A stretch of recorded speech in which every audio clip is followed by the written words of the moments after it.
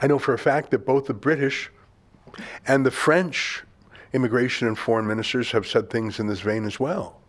That if you are not a national, but you've come to those countries to whip up hatred, that is not what we're about. It would be like in 1930s having German nationals strutting about in brown shirts with Nazi flags. Go home.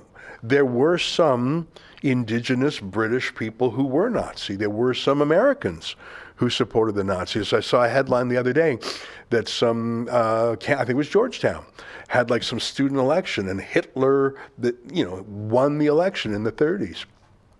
There absolutely was some support for Hitler in the West amongst Americans, Canadians, Brits, that's for sure. But the idea that German nationals would hold mass street rallies denouncing the West and praising Hitler was unthinkable, and it should be unthinkable today. So that's what our deporthamas.com petition is about, and we just started it in earnest today. Now, I understand that earlier today, Pierre Poilievre was asked what he would do, because one of the bills that Stephen Harper talked about, I don't know if it ever came to a vote, was to make it against the law to glorify terrorism. And and that's where you're getting to the issues of, well, do we believe in freedom of speech or not? My point of view is that you do believe in freedom of speech, even for odious speech. I think you have to. I think freedom of speech is something that you have to give to your opponent if you want it for yourself. Obviously, there's a line beyond which the speech is no longer just about speech, it's about other things. For example, I've shown you several times before the criminal code provisions against helping terrorist groups. And it doesn't say praising terrorist groups, that's not a crime.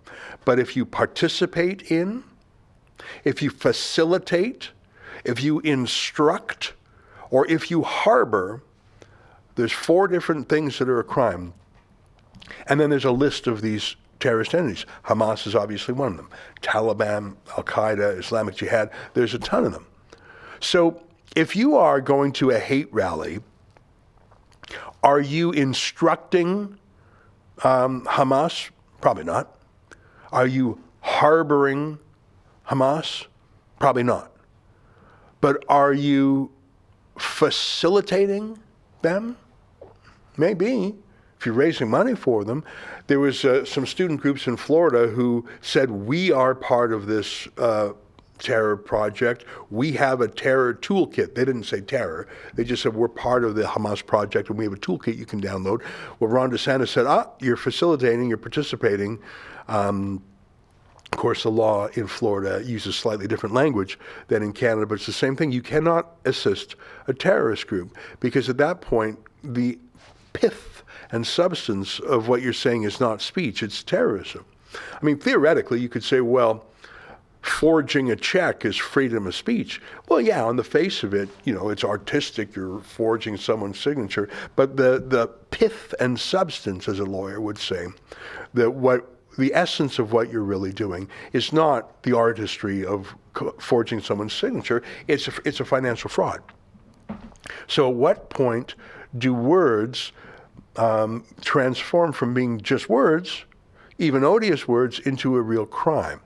Right now, the criminal code says if you participate, instruct, harbor, or facilitate terrorist groups. Stephen Harper said you shouldn't be able to glorify terrorism. Alas, that did not become law.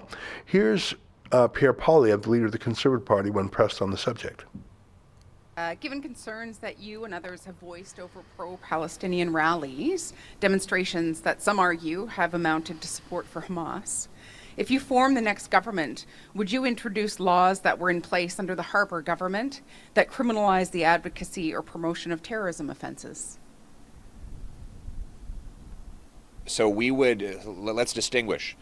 People can protest any cause they want. They can state any opinion they choose. And that will not change when I'm Prime Minister. I am running for Prime Minister to make Canada the freest nation on earth. So people are free to disagree with me on the Middle East or anything else. I have condemned people with my words, not with any proposed censorship, who have glorified the genocidal attacks by Hamas on Israeli civilians, which was the worst attack on Jews since the Holocaust. We have already a criminal prohibition on providing material support to listed terrorist organizations like Hamas.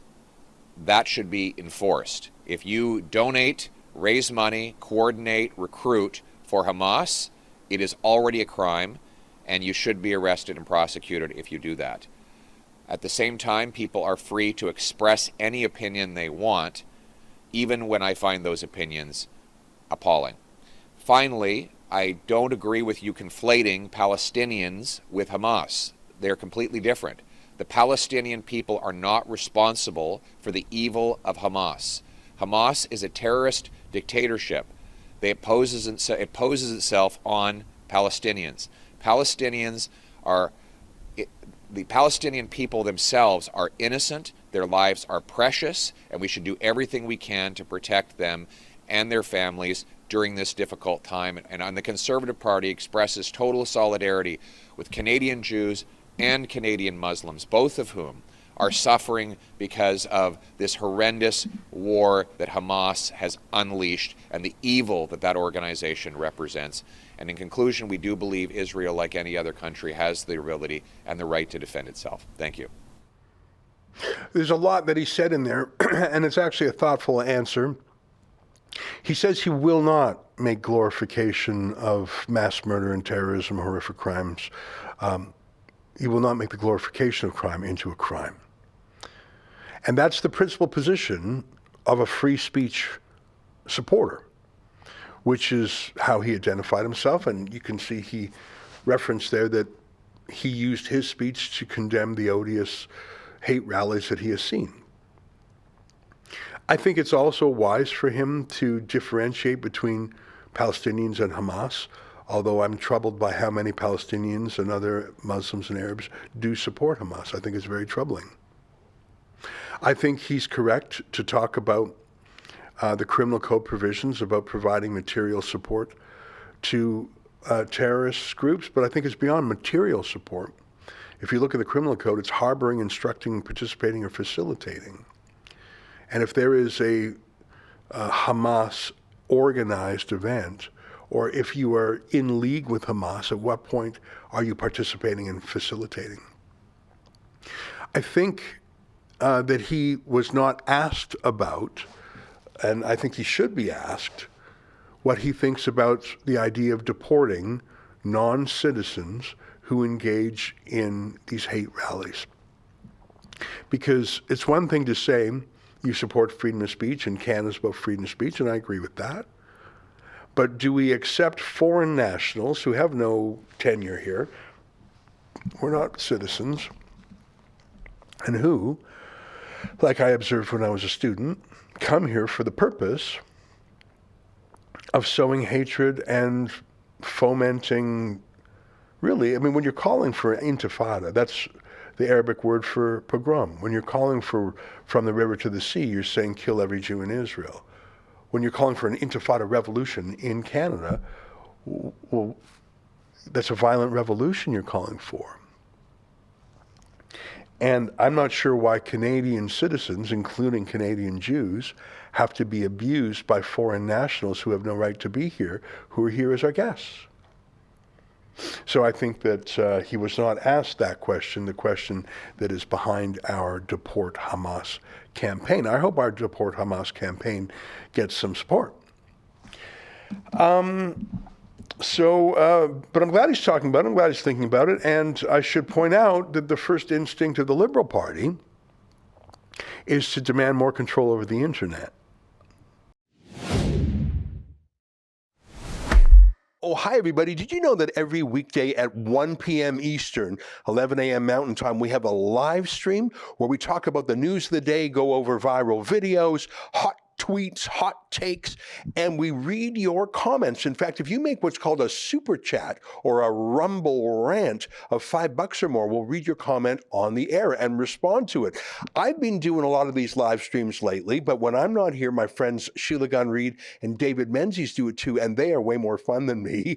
But either way, it is a good show, and it's a way to stay up to date with the news of the day in short, snappy updates. It's not scripted. It's a live stream, and it's fun. You can always watch us on Rumble, on YouTube, or just go to rebelnews.com.